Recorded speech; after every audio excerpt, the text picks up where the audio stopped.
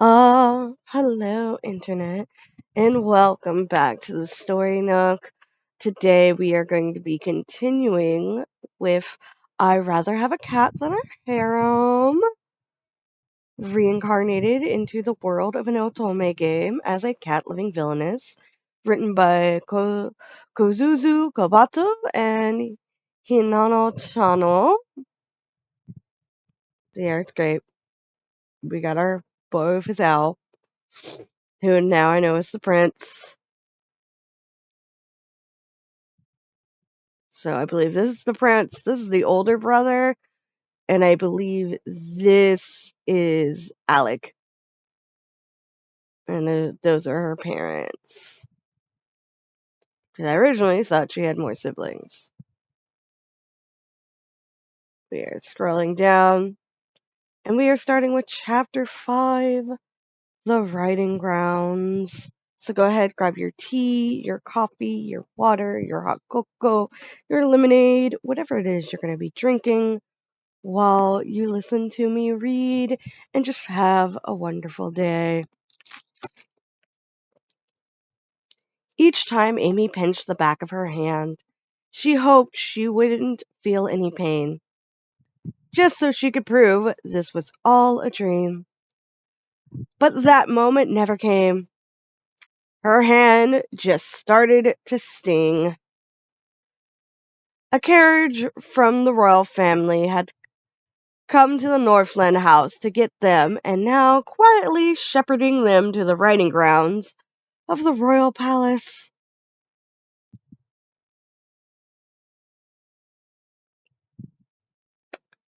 Dressed in a freshly made navy blue riding dress, Amy squeezed her hands together on her lap, looked around the extravagant interior of the carriage, and let out a sigh like the grumble of a complaining cat. "Mom, I gave to wait, haven't I?" "Of course, you're very plump and cute, dear." Her mother, sitting beside her, tried to drive the point home by pinching her round cheeks. But Amy looked up with tears in her eyes. She didn't need reassurance. She was looking for an explanation.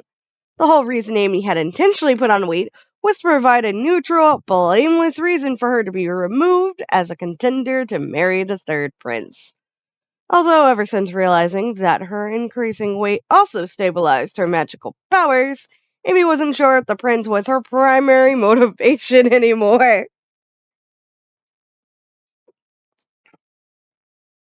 But there were loads of skinny, beautiful girls at the tea party. I had assumed today was going to be a group outing, but I was the only one invited. The royal palace had even sent a messenger to personally carry the written invitation all the way to the Northland's house. The arrival of such an unusual visitor had even shaken up Claude, an ever stalwart, composed butler of the Northland family. When Amy had asked how many other people had been invited, the messenger smiled and told her, "Only you, my lady." It was a wonder she didn't fall over right then and there. Could the prince prefer bigger girls like chubby... Ouch! Isabel started pulling at one of her cheeks mid-sentence and shut down her suspicions with her best smile. "Scandalous, Amy! I have many friends in the castle, and none of them have ever said anything like that. And anyway, if I knew he liked chubby girls, I would never have suggested you put on weight." Amy nodded, knowing that was true. "Then why is this happening?" "Probably because you answered him with a yes." Amy had no idea she was accepting anything at the time, much less that he was extending an invitation. She thought they were exchanging parting pleasantries. But the more she thought about it, the more she wondered if he had just offered to be polite. It was very possible he considered her a huge pain in the neck because her thoughtlessness acceptance meant he had to follow through with his offer. In hindsight, Amy now keenly understood the advice she had been given so many times before, that when interacting with others in society, she had to be very careful with what she said in casual conversation. Even though she was a child. "Cheer up, Amy," Isabel said with a sigh. "You have a cute new riding dress, and you get to see horses. Don't you like horses? Grandpa would always give you rides on his horse, remember?" Besides, you were fine talking to the prince of the tea party. It'll be alright. But that was because we only talked about animals last time. Then just do that today, too. I hope I can, but Amy looked very reluctant. Isabel gently stroked her cheeks and then drew back the curtain hanging over the small window of the carriage. Quickly glancing outside, she mimicked the tenor of a train conductor from their previous lives. This carriage is approaching its final stop. We will soon be arriving at Royal Castle Riding Ground Station. Make sure to leave your belongings. No, wait, even better. Isabel suddenly changed tactics. A wise princess once said, "Courage need not be forgotten, for it is never remembered." I can't believe you got both of those references wrong, Amy laughed, finally cracking a smile. Joking around almost made it feel like this was a normal outing. When the coachman stopped the carriage and placed his hand on their door, all you could hear from inside were the sounds of their laughter. But the one who opened their door with a grin was not the coachman, but the first prince himself. Amy immediately clammed up again. "Your Highness," she stammered. "Welcome back. Please do call me Ed. Thank you for inviting me today, Ed." When Edward, still smiling, extending his hand to help her out of the carriage, it didn't feel like he was doing it out of begrudging politeness or obligation at all. Could he genuinely have wanted to invite me? As questions swirled around her head, she was led out of the carriage a little awkwardly by the prince. After she had descended, one of the knights serving as the prince's guard helped Isabella out, while Amy exchanged brief pleasantries with Edward's other guard, who was waiting for them, and the maid she met. That's my alarm. That's the I woke up early, and that's the "hey, you should probably wake up" alarm.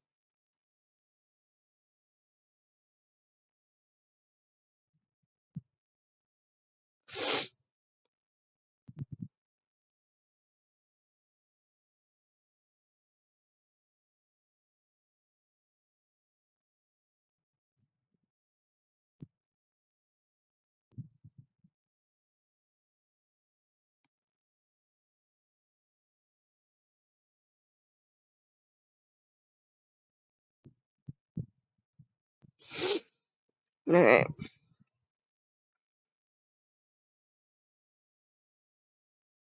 The maid she had met at the tea party. Unlike the day of the tea party, the sky was covered with thin clouds, but it was actually easier to be outdoors without needing a parasol to block the light.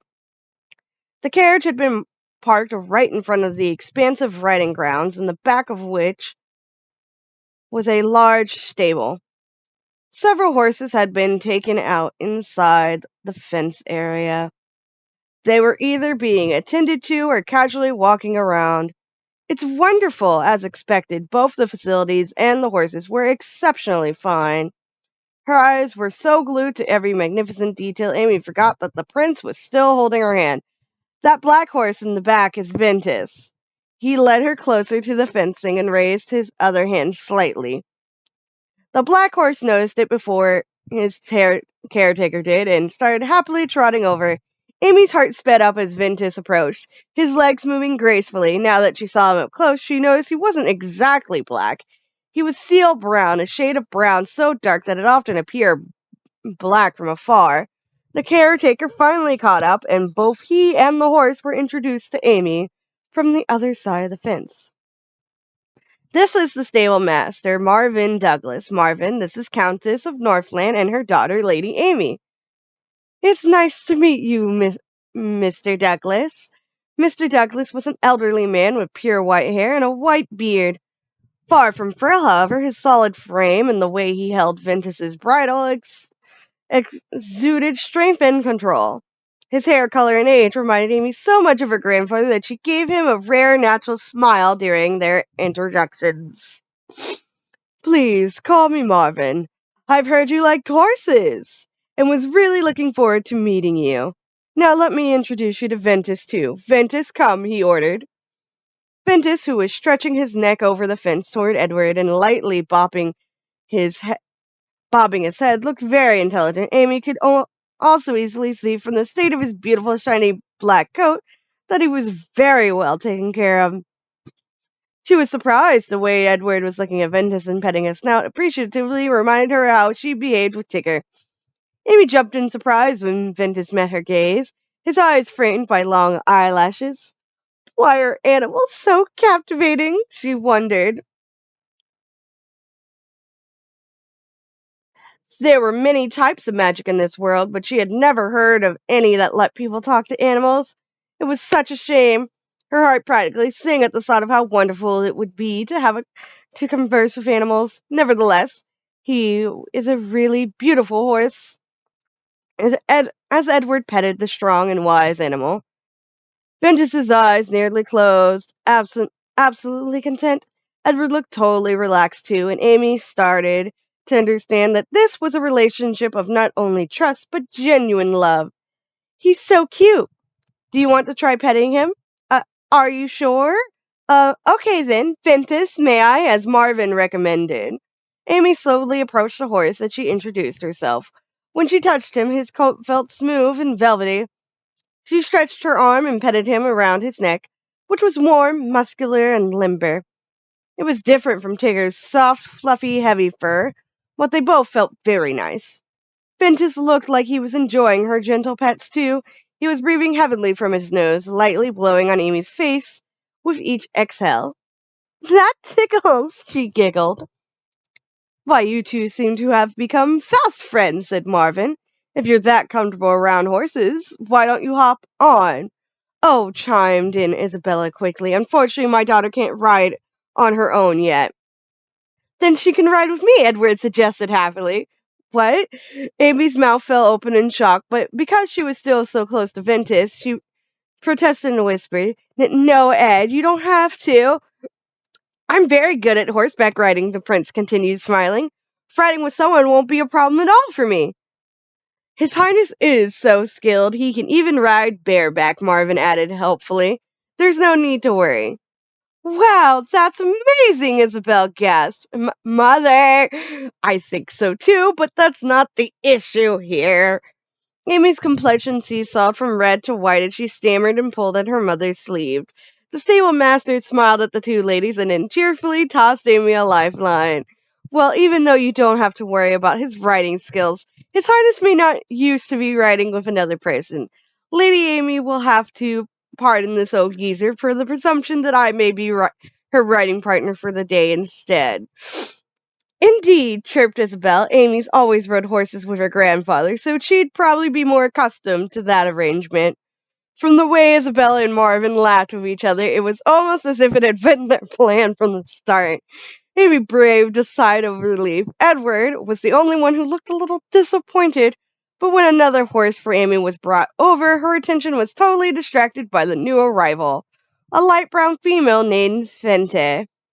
Amy was very appreciative that when she heard this one was so gentle. She had recently been used to Princess Florence for riding practice.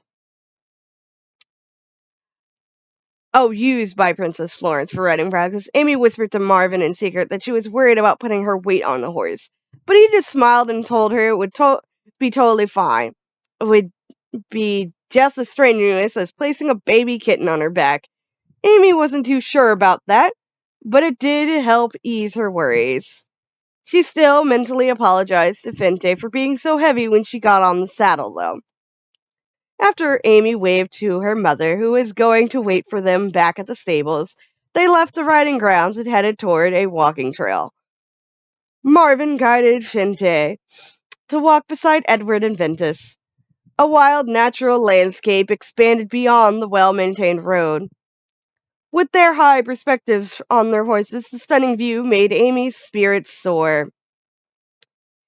Neither Edward nor Marvin could help but smile at Amy as her golden eyes darted here and there, sparkling in genuine wonder, and she occasionally petted Fente's back.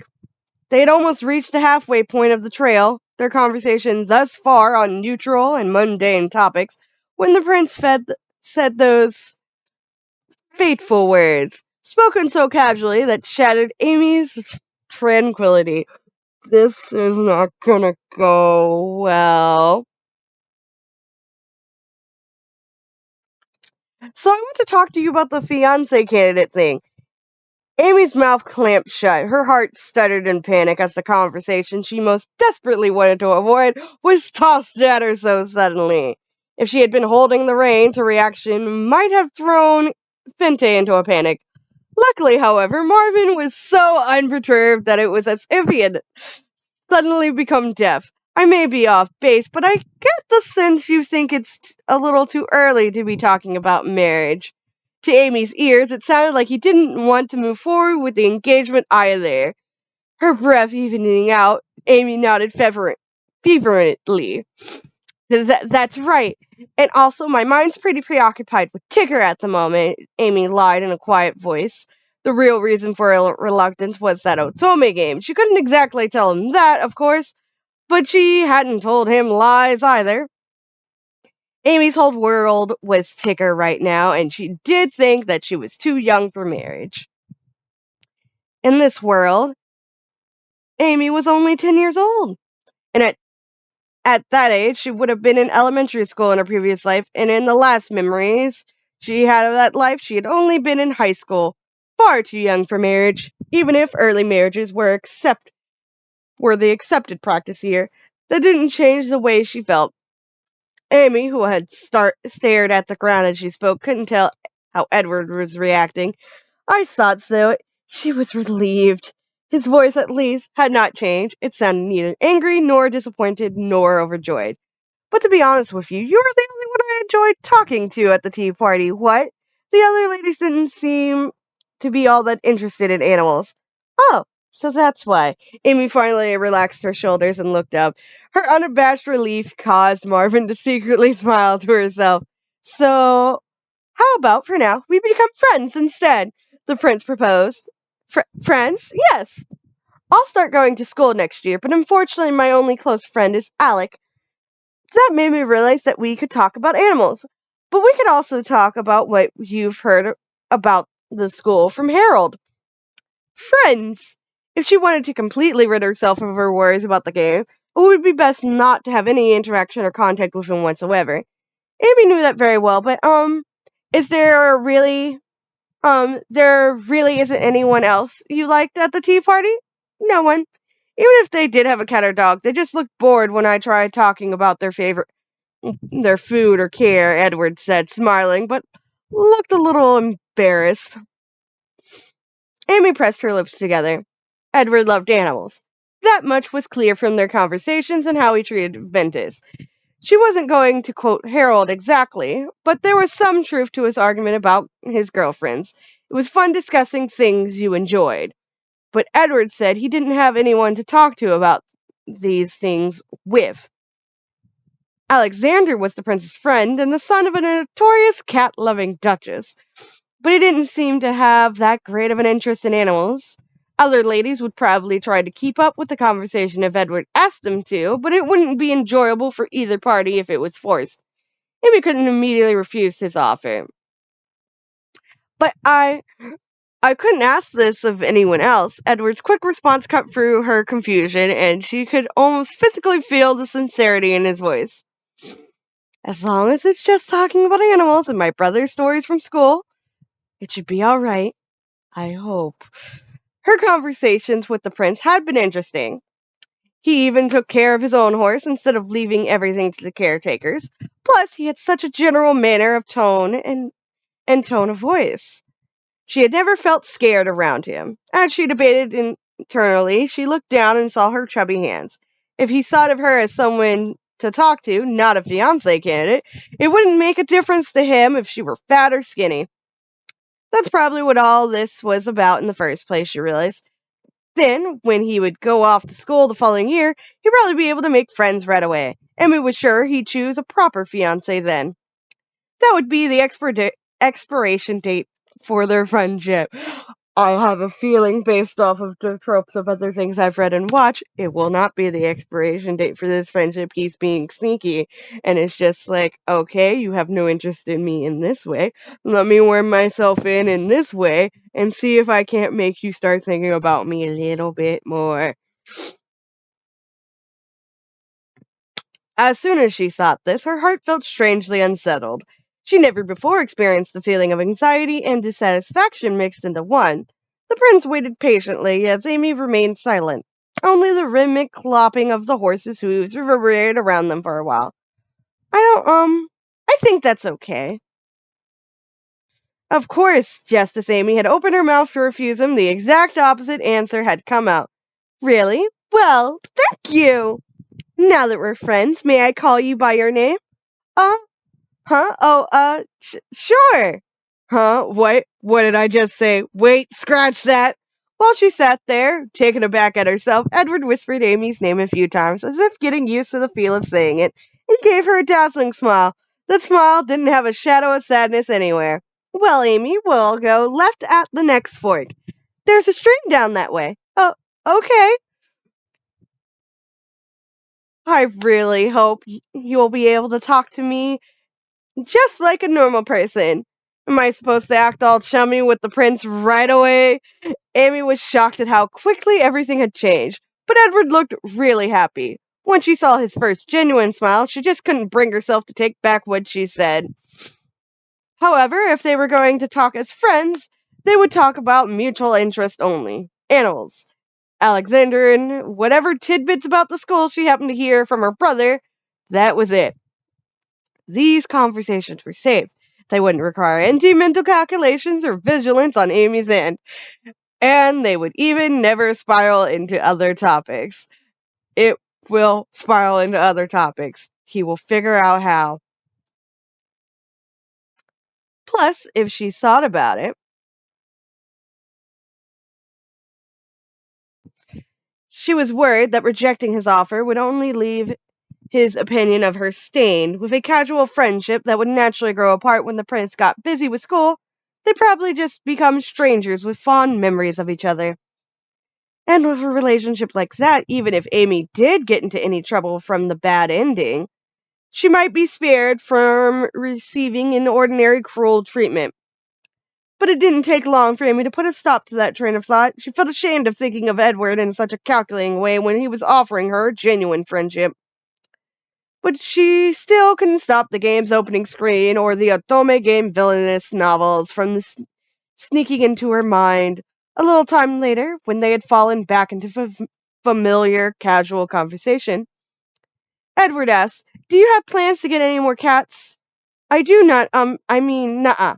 It was quite difficult trying to talk to him casually, but every time she spoke semi-respectfully, he would get a sad look on his face, so she'd correct herself mid-sentence. However, but Tigger only just started living with me. I think I will someday, though.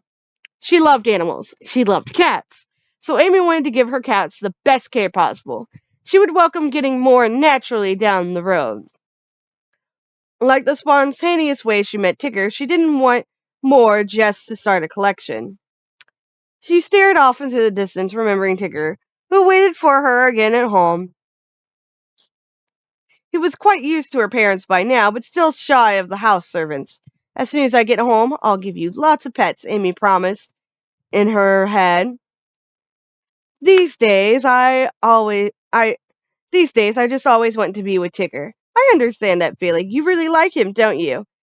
There must just be some things only animal lovers can understand. Yes, I love him, Amy affirmed with an innocent smile, her whole face lighting up. It was the widest smile Edward had seen her make since their first meeting. He was momentarily struck speechless. There had been so many other cats at the Coverdale house, and they had all been cute. Although she couldn't bear to compare the cats against one another, Amy herself had no idea why she had been so taken with Tigger. Even when they were apart, the very thought of him warmed her heart and made her smile. Her mother would tease her that she must have fallen in love, but with a cat instead of a boy. "I knew Tigger was special from the beginning. I just love him so much." I see, Ed. Your face is red. Are you hurt? No, I'm fine. I just got startled by something, and that's not very good for your heart." And Amy couldn't hear what he mumbled after that. He said he was fine, but Amy thought it might be better if they traded places so he could ride under the shade. Amy suggested the idea to him, but he just repeated he was fine, which made Marvin laugh. My word, aren't you adorable? Marvin asked Amy, laughing. The adorable one is Finte, Amy protested. Just look at those long eyelashes, and what a beautiful little lady. Marvin laughed again. I think you've lost to a horse, Your Highness. Marvin! With a strange expression on his face, Edward looked forward. He seemed to have calmed down a bit, although the tops of his ears were still red. If he could return to normal so quickly, Amy figured he must really be okay. As if Finte knew she'd been complimented, her gait became even lighter. As Amy petted the smooth base of Finte's neck, wondering if it would upset the horse if she braided her maid, Marvin suddenly pulled on the reins. When she looked back, not sure why they had stopped so quietly and abruptly, she saw Marvin staring into the depths of the forest trail, his seriousness a stark contrast to his previous joviality. Edward noticed immediately from his reaction that it wasn't something trivial. What's wrong? A cry came from over there, Your Highness. Marvin put an index finger to his lips, motioning for them to be silenced. Amy followed his lead and listened carefully. Then she faintly heard the leaves rustling, the sound of the wind, and a weak, high-pitched cry of a bird. The strange sound was nearly inaudible over the sounds of the leaves, and it didn't last for very long, but Edward seemed to know that cry. His expression shifted at once. Rudel. Rudel? I did hear he hadn't returned since he'd last left to deliver a message, Marvin said, as if he suddenly remembered. The two of them exchanged glances and looked even more worried. Amy, heart beating erratically in her chest, asked who Rudel was, and they explained it was a messenger bird from the royal palace. A few years ago, the prince explained, he had gone out on a long horse ride and came across the fresh corpse of a bird. It looked like he'd been killed by magical beast. You could never let your guard down around magical beast. When he investigated the surrounding area, he found a half-destroyed bird nest on a tree and baby Rudel, injured and weakened inside. Edward adopted the orphan Rudel, so young he couldn't even fly, and raised him with Marvin and the other caretakers. Alright. And we're going to end it here because it is now 6 o'clock and I actually need to get dressed and ready for work. So, woo, but welcome. Thank you all for listening, watching. I hope you're having a good time. Remember to stay hydrated. Check out my other things, Patreon, Ko-fi, all that good stuff. And yeah, thank you to Diamond and Micah, my Patreon, Ko-fi supporters. You're all awesome. I do have commissions open, all that good things. So yeah, bye-bye.